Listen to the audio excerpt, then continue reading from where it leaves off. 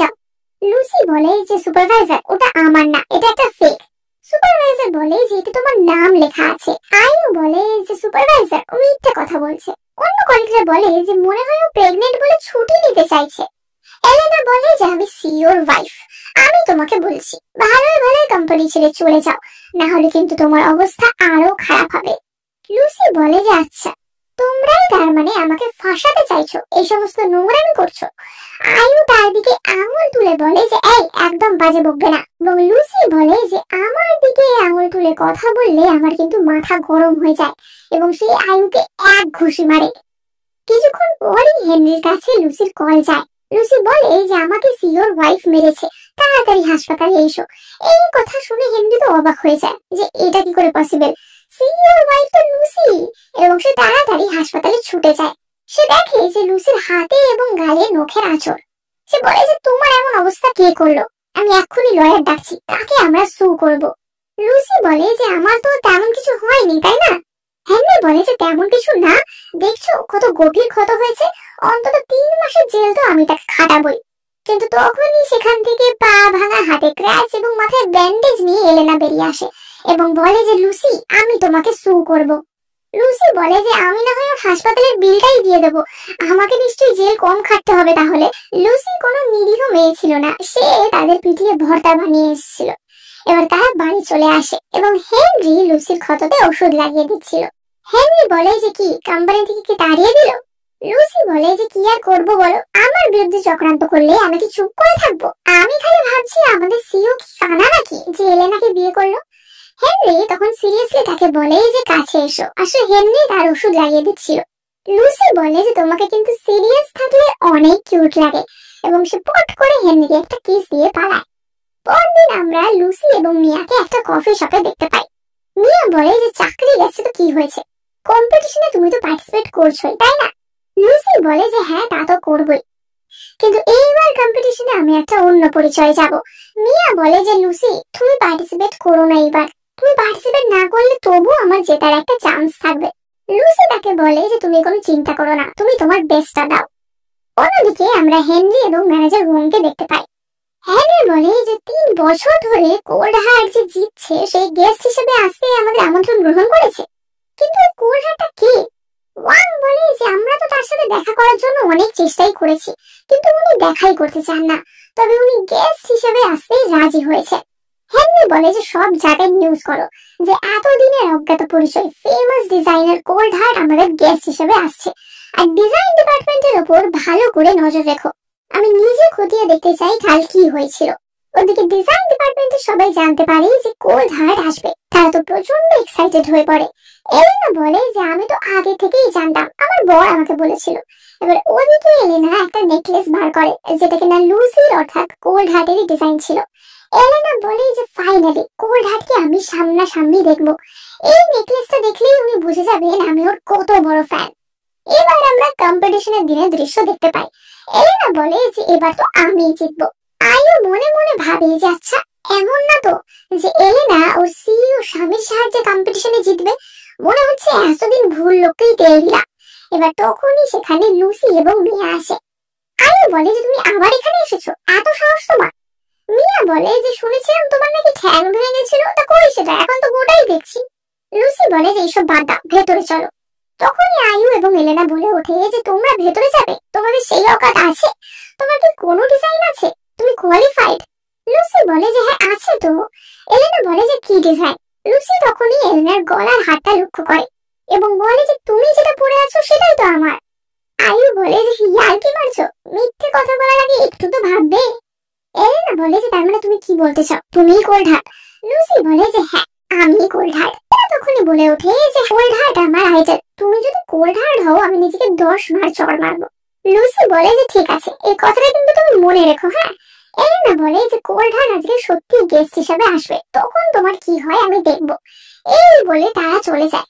ওদিকে cold হার্টকে receive করার জন্য এরিক আর ওয়াংও যাচ্ছিল, কিন্তু তখনই তারা কলে জানতে পারে যে কোল্ড হার্ট অলরেডি মেকআপ রুমে চলে গেছে। হেনরি ওয়াংকে বলে যে তুমি কোল্ড হার্টের জন্য কন্ট্রাক্টে এনেছো তো? ওয়াং বলে যে হ্যাঁ, 50 মিলিয়ন স্যালারি প্রতি বছর, এটা নিশ্চয়ই কোল্ড হার্ট প্রত্যাখ্যান করতে পারবে না। এবার আমরা কোল্ড হার্টের মেকআপ রুমের বাইরের দৃশ্য দেখতে পাই। এখানে এলেনা আর আইউ হিসেবে তার জন্য অপেক্ষা করছিল, কিন্তু ততক্ষণে অ্যাওয়ার্ড শো শুরু হয়ে যায়, তাই জন্য তাদের চলে যেতে হয়। এবার শোয়ে ধীরে ধীরে প্রতিযোগীদের মধ্যে কে কোন পদ পেয়েছে তা ঘোষণা শুরু হয়। লুসি দর্শক আসনেই বসেছিল। এলেনা তাকে বলে যে হ্যাঁ, আবার জামা চেঞ্জ করেছে, কার বিছানায় ছিল কে জানে। আয়ু তাকে বলে যে তুমি কিন্তু আজ নিজের জন্যই বিপদ ডেকে আনছো। লুসি তাকে বলে যে তোমার মনে আছে তো তোমার শর্তটা, 10টা চল কিন্তু। হোস্ট তখনই ঘোষণা করে যে এবার প্রথম 3 জনের নাম ঘোষণা করা হবে।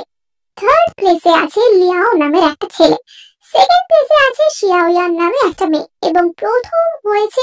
এলেনা বলে যে অবভিয়াসলি আমিই হব। আয়ু বলে যে কেন, আমিও তো হতে পারি। এবং হোস্ট বলে যে প্রথম হয়েছে মিয়া। এলেনা বলে যে এটা কি করে সম্ভব, আমি তো 5-এ হলাম না, এবং সে কাঁদুনি গাইতে থাকে যে আমি কেন জিতলাম না।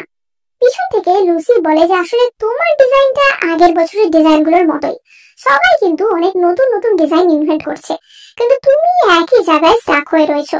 লুসি এসব বলতে পারছিল কারণ অবভিয়াসলি জাজ তো সেই ছিল। এলেনা বলে যে তুমি আমাকে জাজ করার কে। লুসি বলে যে আমি কি সেটা তো দেখতেই পাবে। হোস্ট বলে যে এবার পুরস্কার দিতে আসবেন কোল্ডহার্ট, এবং লুসি উঠে স্টেজের দিকে এগিয়ে যায়, কিন্তু এলেনা তার হাত ধরে বলে যে এই তুমি অন্যের আইডেন্টিটি চুরি করছো। লুসি তার হাত ছাড়িয়ে এগিয়ে যায়। এবার ততক্ষণে হেনরিও আমন্ত্রণ পত্রে তার সই দেখে বুঝে গেছিল যে এটা আসলে তারই ফেক ম্যারেজের স্ত্রী লুসি লি। লুসি স্টেজে উঠে বলে যে কোল্ডহার্টটা আসলে আমার নকল নাম, আমার আসল নাম লুসি লি। সবাই হাততালি দিয়ে ওঠে। ওদিকে এলেনা আর আয়ুর তো অবস্থা খারাপ হয়ে গেছিল।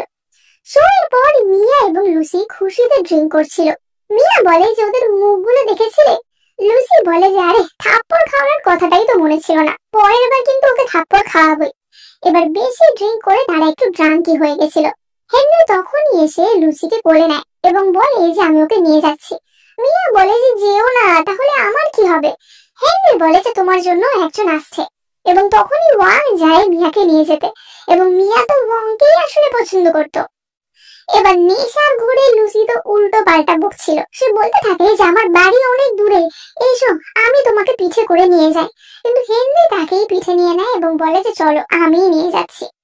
যেতে যেতে লুসি বলে যে আমি মনে হয় তোমার প্রেমে একটু একটু পড়ে যাচ্ছি, এবং তখনই হেনরি তাকে নামিয়ে দেয় এবং জিজ্ঞাসা করে যে একটু একটু। লুসি বলে যে না, একটু একটু চেয়ে একটু বেশি, এবং হেনরি তাকে কিস করে। চাঁদনি রাতে খোলা আকাশের নিচে ভীষণ সুন্দর একটা জায়গায়। বাড়িতে এসেও তাদের রোম্যান্স কন্টিনিউ হয়। এবার পরদিন সকালে লুসির ঘুম ভাঙে তার বাবার কলে। তার বাবা বলে যে জেমস তার জন্য বিয়ের প্রপোজাল নিয়ে আসছে। এই কথা শুনে লুসি তো অবাক হয়ে যায়। আসলে জেমস তো মিয়াকে ভাবতো যে সে এডওয়ার্ড লির মেয়ে, তাই জন্য জেমস মিয়া ভেবেই তাকে প্রপোজ করতে আসছিল। এবার লুসি তার বাবার বাড়ি যাওয়ার জন্য বেরোচ্ছিল। তখনই হেনরি টেক আউট নিয়ে বাড়িতে আসে এবং রোমান্টিক্যালি বলে যে কি আজকে আমরা বাড়িতেই তো থাকতে পারি তাই না। লুসি বলে যে আসলে আমাকে একটু বাবার বাড়ি যেতে হবে, একটা কাজ আছে। হেনরি তাকে জড়িয়ে ধরে বলে যে কালকের পর থেকে তুমি আমাকে দেখে লজ্জা পাচ্ছ নাকি। লুসি তো ছুটে পালিয়ে যায় এবং বলে যে আজ রাতে আমি বাবার ওখানেই থাকবো। কিন্তু তারপরেই হেনরির কাছে তার ঠাকুমার কল আসে। তার ঠাকুমা বলে যে জেমস আজকে এডওয়ার্ড লি এর কাছে সম্বন্ধ নিয়ে যাবে, তুমি তোর বড় দাদা, তাই তোমাকে ওখানে উপস্থিত থাকতেই হবে। সন্ধ্যা 7টার সময় আমি তোমাকে অ্যাড্রেসটা পাঠিয়ে দেবো। এবার লুসি তাড়াতাড়ি মিয়াকে নিয়ে তার বাড়ির দিকে রওনা দেয়। লুসি বলে যে কি ব্যাপার, তুমি তোকে রিজেক্ট করে দিয়েছিলে, তাহলে ও আবার কেন এলো। মিয়া বলে যে ওকে তো আমি লিটারালি দূর দূর করে তাড়িয়ে দিয়েছিলাম, কিন্তু ও আমার পিছুই ছাড়ছে না। আসলে পয়সার ব্যাপার যেখানে, সেখানে আত্মসম্মান তো কোথায় যায়। লুসি বলে যে তাড়াতাড়ি চলো, জেমসরা আসার আগেই আমাদের পৌঁছাতে হবে। ওদিকে এডওয়ার্ড তো চিন্তায় পড়ে গেছিল, কারণ লুসির বিয়ে হয়ে গেছে, কিন্তু তার তো বিয়ে হয়েছে একটা সাধারণ ছেলের সাথে। একটা ভালো বিয়ে মানে হচ্ছে যেখানে সমানে সমানে বিয়ে হয়। এডওয়ার্ড বলে যে আচ্ছা, এমনও তো হতে পারে যে ওকে বিয়ে করেছে সে ওকে পয়সার জন্য বিয়ে করেছে। তখনই তার বাটলার বলে যে স্যার, লুসি ম্যাডাম কিন্তু এতটাও বোকা নন, আর আপনি স্মোক করবেন না, ম্যাডাম জানতে পারলে কিন্তু খুব বকবে। এডওয়ার্ড বলে যে ধুর, আমি কাউকে ভয় পাই নাকি। বাটলার বলে যে লুসি ম্যাডাম এসে গেছে, এবং এডওয়ার্ড তখনই তার পাইপটা নিয়ে বলে যে এই নাও নাও, তাড়াতাড়ি লোকাও। লুসি এসেই বলে যে বাবা, তুমি কি স্মোক করছিলে নাকি। এবং এডওয়ার্ড বলে যে না না। লুসি বলে যে বাবা, আমার তো বিয়ে হয়ে গেছে, জেমসকে ভাগিয়ে দেওয়াই ভালো হবে। এডওয়ার্ড বলে যে দেখো, আমার মনে হয় যে জেমসের সাথে আমাদের সোশ্যাল স্ট্যাটাসটা মিলত। লুসি বলে যে আসলে বাবা, জেমস মিয়াকে তোমার মেয়ে ভাবে। এডওয়ার্ড বলে যে তুমি এর মধ্যে মিয়াকে কি করে জড়িয়েছো? লুসি তখন বলে যে বাবা, তুমি নিশ্চয়ই চাইবে না যে আমি এমন কাউকে বিয়ে করি যাকে আমি ভালোবাসি না। এক কাজ করি, আজকে ডিনারে হেনরিকেও ডাকি। তুমি ওর সাথে দেখা করতে চেয়েছিলে, তাছাড়া জেমস ওকে দেখে বুঝে যাবে। মিয়া বলে যে কাকু, আমি হেনরিকে দেখেছি, ও বড় লোক না, কিন্তু ও লুসিকে খুব ভালোবাসে। লুসিও তার বাবার কাছে কাকুতি মিনতি করে এবং এডওয়ার্ড তাতে রাজি হয়ে যায় এবং বলে যে ঠিক আছে, তাহলে আজকে আমরা ইউহে হোটেলে মিট আপ করবো। এবার লুসি হেনরিকে কল করে বলে যে হেনরি, আজ রাতে বাবা তোমার সাথে ডিনার করতে চেয়েছে 7টার সময়। হেনরি বলে যে হঠাৎ কি ব্যাপার? তখনই লুসি বলে যে আসলে একটা বড় লোক বাড়ির ছেলে আমাকে বিয়ের প্রস্তাব দিয়েছে। সেই শুনে হেনরি তো একটু ভড়কে যায় এবং বাড়ি এসে অনেক দামি দামি গিফট অ্যারেঞ্জ করতে লেগে যায় শ্বশুরকে ইমপ্রেস করার জন্য। তার ঠাকুমা তখনই বলে যে কিন্তু আজ তো জেমসের জন্য তোমার যাওয়ার কথা ছিল। হেনরি বলে যে দুটোই তো একই জায়গায়, আমি ঠিকই ম্যানেজ করে ওখানেও চলে আসবো। এই বলে সে বেরিয়ে যায়। ওদিকে জেমস এবং তার মা আসে। জেমসের মা বলে যে আজ কিন্তু ভালো ইমপ্রেশন তোমাকে ফেলতে হবে, তাহলে আমরা ফিউচারে অনেক এগোতে পারবো। যদি এডওয়ার্ড রাজি হয়ে যায় তাহলে ওর মেয়ে আর কি করে না করবে। জেমস মনে মনে ভাবে যে লোকে আমাকে যতটা বোকা ভাবে আমি কিন্তু ততটা না। সারা জীবন ছোট ছেলে হয়ে যদি থাকতে হয় তাহলে কিছুই করতে পারবো না। আজ আমি মজা দেখাবো। এবার ডিনার টেবিলে 6:50 বেজে যায়, তবু হেনরি আসে না। সেই ভেবে লুসি হেনরিকে কল করে তাকে রিসিভ করার জন্য বাইরে আসে। এবার হেনরি তখন তার ঠাকুমার সাথে আসছিল। সে তার ঠাকুমাকে বলে যে তুমি যাও, আমি আমার শ্বশুরের সাথে দেখা করে আসছি। এবার লুসি যখন হেনরিকে আনতে গেছিল তখনই মিটিং রুমে জেমস এবং তার মা ও ঠাকুমা চলে আসে। ঠাকুমা এডওয়ার্ডকে বলে যে আমাদের ছোট ছেলে আপনার মেয়েকে খুবই পছন্দ করে, সেই ব্যাপারেই আমরা এগোতে চাই। ওরা দুজনেই যেহেতু দুজনকে খুব পছন্দ করে। এডওয়ার্ড বলে যে দুজনেই দুজনকে? আসলে ব্যাপারটা না একটু কমপ্লিকেটেড। বিয়েতে যে আমার মত নেই তা না, তবে আমার মেয়ে বিবাহিত। জেমস বলে যে এটা কি করে সম্ভব? এডওয়ার্ড বলে যে আসলে মিয়া আমার মেয়ে না, মিয়া লুসির খুব ভালো একজন বান্ধবী। মিয়াই লুসির জায়গায় জেমসের সাথে মেলামেশা করেছে। জেমস তো অবাক হয়ে যায় এবং বলে যে এটা হতেই পারে না। ঠাকুমা বলে যে তাহলে আপনার মেয়ে কোনটা? এবং এডওয়ার্ড বলে যে আমার মেয়ে আর তার স্বামী আজকে এখানে এসেছে। এবং তখনই সেই ঘরে প্রথমে মিয়া ঢোকে এবং সে বলে যে আমি এডওয়ার্ড আঙ্কেলের মেয়ে নই, এই যে ওনার মেয়ে। এবং তখনই লুসি এবং হেনরি আসে। হেনরিকে দেখে জেমস আর জেমসের মা তো অবাক হয়ে যায় যে তুমি এখানে কি করছো। হেনরিও তাদের দেখে অবাক হয়ে যায় যে তোমরা এখানে। হেনরি বলে যে লুসি, তুমি কি আমার থেকে কিছু লুকিয়েছো? এডওয়ার্ড তখন বলে যে সবার সাথে পরিচয় করিয়ে দিই, এই যে আমার মেয়ে লুসি। জেমস বলে যে কিন্তু তুমি লুসি? লুসি বলে যে হ্যাঁ আমি, আর আমি বিবাহিত, এই যে আমার স্বামী হেনরি। জেমস বলে যে দাদা, তুমি তো কখনো বলোনি যে তুমি বিবাহিত। লুসি তখন অবাক হয়ে যায় যে দাদা। তখনই এডওয়ার্ড হেনরিকে চিনতে পারে এবং বলে যে এবার আমার মনে পড়েছে, তুমি তো ইউন্ডিং গ্রুপের সিইও তাই না? লুসি বলে যে ও, তুমি আমাকে মিথ্যা বলেছো। হেনরিও তাকে চিমটি কেটে বলে যে সরি, কিন্তু তুমিও তো আমাকে মিথ্যা বলেছো। এবার ঠাকুমা তো এই ম্যাচ মেকিং এ ভীষণ খুশি হয়। সে বলে যে বিয়ে তো আমাদের কোনো আলোচনা ছাড়াই হয়ে গেছে, এবার তাহলে আমরা ফর্মালি কথা বলি। আর মিয়া, তুমি যদি এডওয়ার্ডের মেয়ে নাও হও, তাও তুমি যদি জেমসকে পছন্দ করো আমরা বিয়ের কথা এগোতে পারি। কিন্তু মিয়া বলে যে না, আমি আসলে অন্য কাউকে পছন্দ করি। তখনই ম্যানেজার ওয়াং হেনরিকে কিছু একটা বলতে সেই রুমে আসে এবং মিয়া তাকে দেখিয়ে বলে যে আমি একে পছন্দ করি। অর্থাৎ জেমসের তো একুলও গেল ওকুলও গেল। এবার পরের দিনের দৃশ্য আমরা দেখতে পাই, লুসি আবারও ইউন্ডিং গ্রুপ জয়েন করে। হেনরি তাকে বলে যে আমি সিসিটিভি ফুটেজে সবকিছুই দেখেছি, তুমি চাইলে আমি ওদেরকে এক্ষুনি ফায়ার করে দিতে পারি, তোমার জয়েন করার কিন্তু কোনো দরকার নেই। লুসি বলে যে না, আমি সিওর ফেক ওয়াইফের পর্দা সবার সামনে ফাঁস করতে চাই। এই বলে লুসি তার ডিপার্টমেন্টে যায়। এবার সুপারভাইজাররা এবং বাকিরা তো ততদিনে জেনে গেছিল যে লুসি হচ্ছে কোল্ড হার্ট, কিন্তু সেই যে সিইওর স্ত্রী সেটা তো তারা তখনো জানতো না। সুপারভাইজার বলে যে আপনি এখানে এসেছেন এবং সে খুবই সম্মানের সাথে কথা বলছিল। লুসি বলে যে আজকে আমি এখানে সিইওর ওয়াইফের জন্য এসেছি। এলেনা তখনই বলে ওঠে যে তুমি যত বড় ডিজাইনার হও না কেন এভাবে কোম্পানিতে আসতে পারো না। লুসি বলে যে আচ্ছা, তুমি তো সিইওর ওয়াইফ, তা তোমাকে সিইও বলেনি যে আমার সাথে কোম্পানির কন্ট্রাক্ট হয়েছে 50 মিলিয়নের? বাকিরা বলতে থাকে যে কি ব্যাপার, এলেনা কি সত্যিই তাহলে জানতো না? এলেনা বলে যে ও এই কন্ট্রাক্টটা, এটা তো আমি আমার হাজবেন্ডকে বলেছি তোমাকে সেকেন্ড চান্স দেওয়ার জন্য, তাই জন্যই এটা তুমি পেয়েছো। লুসি বলে যে বাহ, তাই তুমি কি ভালো।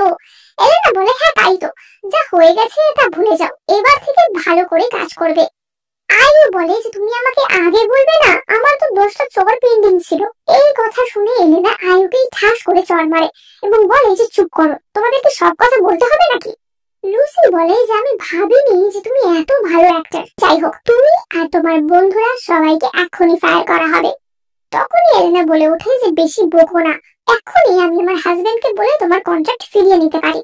সুপারভাইজার তখনই বলে যে এখানে কিন্তু ঝামেলা করবে না। লুসি বলে যে একদম চুপ, আগেরবার আমাকে এখান থেকে বার করা হয়েছিল মিথ্যা অপবাদে, প্রেগনেন্ট ছিলাম আমি তাই না, আর আমি সেই হসপিটালে একটু খোঁজ খবর নিয়ে দেখেছি এবং আমি জানতে পেরেছি এটা আসলে আইইউ টেস্টের রিপোর্টটা নিয়ে এসেছিল। কিন্তু আমি যতদূর জানি আইইউর এত বুদ্ধি নেই, নিশ্চয়ই কেউ ওকে কাজে লাগিয়েছে।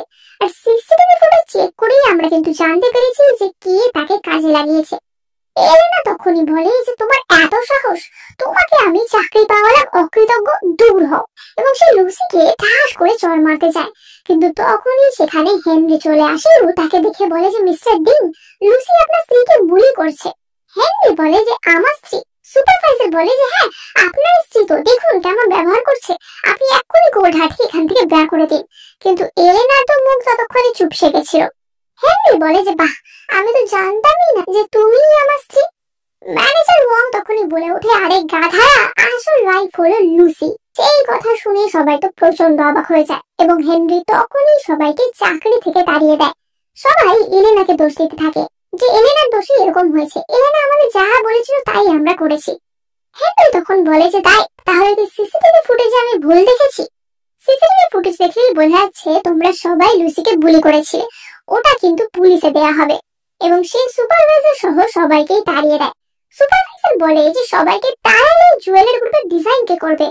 লুসি বলে যে আমি তার দায়িত্ব নিলাম এবং সবাইকে বিতাড়িত করা হয়। এবার আমরা হেনরির চেম্বারের দৃশ্য দেখতে পাই এবং তা তো খুবই রোমান্টিক ওয়েতে ছিল। হেনরি বলে যে তুমি খুশি তো? এবং তখনই হেনরির ফোনে একটা মেসেজ আসে, যেখানে আমরা দেখতে পাই যে মিস লো নামে একজন মেসেজ করেছিল যে আমি দেশে ফিরে এসেছি। কিন্তু কে এই মিস লো? এইবার আমরা দেখতে পাই লুসি এবং মিয়াকে তারা শপিং করতে গেছিল, কিন্তু তারা যে দোকানে গেছিল সেখানে একটি সেলস গার্ল তাদের দেখে ভাবে যে এরা তো খুব গরিব, এদের নিশ্চয়ই খুব একটা পয়সা নেই এবং সে তাদের সাথে খারাপ ব্যবহার করতে থাকে।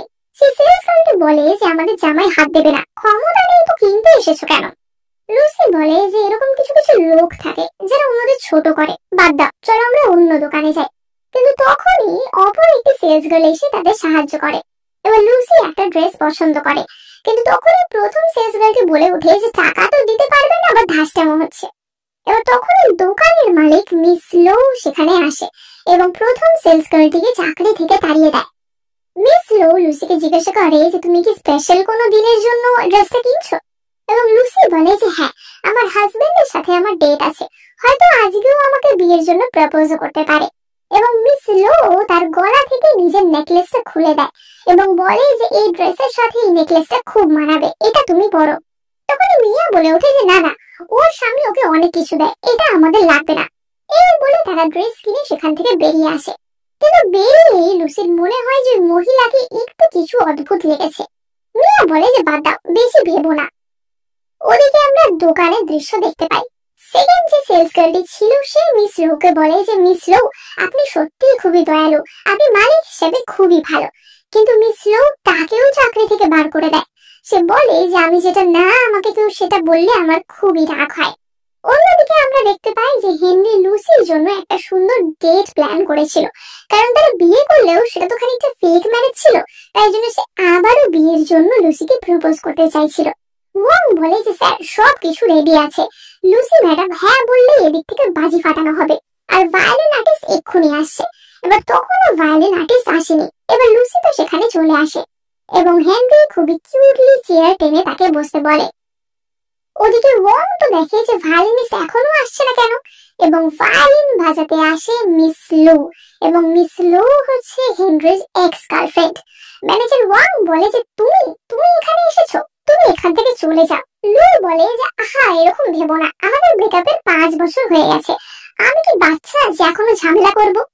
তখনই ওয়াং বলে যে তোমাকে যা টাকা দেওয়া হচ্ছে আমি তার চেয়ে ডাবল দিচ্ছি, কিন্তু তুমি মুখে একটা মাস্ক দিয়ে যাও। এবং লো তাতে রাজি হয়। এবার ওইদিকে আমরা হেনরি এবং লুসিকে দেখতে পাই। তারা তো নিজেরা ডিনার করছিল। এই সময় লুসি বলে যে কি ব্যাপার, ডেটে নিয়ে এলে কোনো গিফট দিলে না? হেনরি বলে যে বিয়ে হয়ে গেল আমাদের, এতদিন আবার গিফট কিসের? হ্যাঁ। তখনই লুসি যে কেকটা খাচ্ছিল তার ভিতর থেকে একটা রিং বেরিয়ে আসে। লুসি বলে যে এটা তুমি দিয়েছো। হেনরি বলে যে রিং? এখানে আমার রিং এলো কি করে? লুসি বলে যে আমি বুঝতে পেরেছি, তুমিই দিয়েছো। এবং তখনই হেনরি তাকে প্রপোজ করতে যায়, কিন্তু তখনই লো এসে সেখানে ভায়োলিন বাজাতে শুরু করে এবং অত্যন্ত বিচ্ছিন্ন সুরে ভায়োলিন বাজিয়ে ওঠে। এবং তখনই সে নিজের মাস্কও খুলে ফেলে। লো বলে যে হ্যালো লুসি, আমি হচ্ছি হেনরির এক্স গার্লফ্রেন্ড। এবং লো জোর জবরদস্তি তাদের ডিনার ডেট জয়েন করে। এবার তাদের একটা ডিশে টমেটো ছিল, কিন্তু তখনই লো সেই টমেটোগুলি তুলে নিতে নিতে বলে যে হেনরির কিন্তু টমেটোতে অ্যালার্জি আছে, ও এসব খায় না। হেনরি তখনই একটা টমেটো খেয়ে দেখিয়ে বলে যে না, আমার কোনো অ্যালার্জি নেই। আসলে লো ফলাতে চাইছিল যে সে হেনরিকে বেশি চেনে। লো এই সময় লুসিকে দেখে বলে ওঠে যে বাহ, তোমার মেকআপটা কিন্তু খুব সুন্দর হয়েছে, কিন্তু আমি এখন আর ওইসব মেকআপ টেকআপ করি না। লুসি মনে মনে ভাবে যে ও কি বলতে চাইছে, যে ও মেকআপ ছাড়াই সুন্দর আর আমি মেকআপ সুন্দরী। হেনরি তখনই বলে যে আমাদের কোম্পানি থেকে কিছু নতুন মেকআপ লঞ্চ করেছে, আমি তোমাকেও পাঠিয়ে দেবো, তুমিও সেটা ট্রাই করে দেখো, ভালোই লাগবে। আসলে হেনরি তাকে হালকা করে অপমান করে দেয়। হেনরি তখনই লোকে বলে যে দেখো লো, তোমার উপস্থিতি আমাদের ডেটে ইন্টারাপ্ট করছে, যাই হোক। এবং সে লুসিকে প্রপোজ করতে যায়। লো তখনই বলে যে আচ্ছা লুসি, আমি কি তোমার সাথে আলাদা করে কথা বলতে পারি? হেনরি বলে যে না। লুসি বলে যে দেখো, আমি তো আমার স্বামীর কথা শুনেই চলি, ও ডায়ে যেতে বললে আমি ডায়ে যাই, বায়ে যেতে বললে বায়ে যাই, সুতরাং ওর কথা ছাড়া আমি তোমার সাথে দেখা করতে পারবো না। এই কথা বলে তারা সেখান থেকে চলে যায়। এবার পরদিন সকালে তো লুসি রাগ করে তার স্কুটার নিয়ে আবার ডেলিভারিতে বেরিয়ে পড়েছিল, যে চাকরি আমি করব না, আমি ডেলিভারি করেই কাজ চালাবো। কিন্তু হেনরি তখনই গাড়ি করে তার পাশ দিয়ে আসে এবং তাকে পিক আপ করে নেয়। হেনরি বলে যে আমি বুঝতে পারছি তুমি রাগ করে আছো। লুসি বলে আমি কি বাচ্চা নাকি যে রাগ করবো?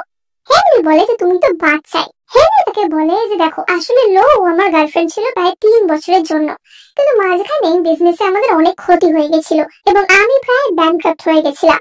আমি কিন্তু লোকে বিয়ে করতে চেয়েছিলাম, কিন্তু ওই আমাকে ছেড়ে গেছিল। তারপর থেকে আমি আরো কঠোর পরিশ্রম করেছি। এবং তখনই হেনরি তার ফোনের অনেকগুলি মেসেজ দেখায় যে লো তাকে অনেক মেসেজ করেছে। লুসি বলে যে ওকে ব্লক করোনি কেন? হেনরি বলে যে দেখো, ও আলাদা আলাদা নাম্বার থেকে মেসেজ করেছে। লুসি বলে যে ঠিক আছে, দেখছি। এবং সে ক্যাফেতে লো এর সাথে দেখা করতে যায়। লো তাকে একটা ব্ল্যাঙ্ক চেক দিয়ে বলে যে এখানে লেখো তোমার কত টাকা চাই, যে টাকার বদলে তুমি হেনরিকে ছেড়ে দেবে। লুসি বলে যে ঠিক আছে, এবং সে একটা বিশাল নাম্বার লেখে 999499, বিশাল নাম্বার। এই দেখে লো বলে যে বাবা, তুমি এত লোভী। লুসি বলে যে লোভী না, আমি তো প্র্যাকটিক্যাল। তুমি এত দয়ালু, তুমি টাকা দিতে চাইছো, তা আমি নেব না কেন? লো তখন তাকে একটা 5 মিলিয়নের চেক বার করে দিয়ে বলে যে এটা 5 মিলিয়ন টাকা, এটাতে তোমার সারা জীবন চলে যাবে, এটা নাও আর হেনরির জীবন থেকে বিদায় হও। লুসি বলে যে হেনরির ওয়ার্থ 50 বিলিয়নের, আর তুমি আমাকে 5 মিলিয়ন দিয়ে ভাগাচ্ছ, তুমি কি আমাকে বোকা পেয়েছো? লো বলে যে হেনরি আসলে আমাকে ভালোবাসে। এবার হেনরি তখন সেখানে উপস্থিত হয় এবং লুসি হেনরিকে বলে যে হেনরি, তুমিই বলো, তুমি ওকে ভালোবাসো না আমাকে ভালোবাসো? এবং হেনরি বলে যে তোমাকেই ভালোবাসি। এবং লুসি তখন বলে যে এবার বুঝেছো তো? এবং এখানেই আমাদের কিউট রোমান্টিক ভীষণ সুন্দর একটা ড্রামা শেষ হয়। তো আমার যারা যারা সাবস্ক্রাইবার আর ভিউয়ার্স আছো, তোমরা কি সিঙ্গেল, কমিটেড নাকি ম্যারিড, সেটা কমেন্ট করে জানাতে কিন্তু একদম ভুলবে না। এই মিষ্টি প্রেমের গল্পটা তোমাদের কেমন লাগলো সেটাও কমেন্ট করে জানিও। আর এই চ্যানেলে আমি কিন্তু তোমাদের জন্য অনেক কোরিয়ান আর চাইনিজ ড্রামা এক্সপ্লেন করে থাকি, তাই তোমরা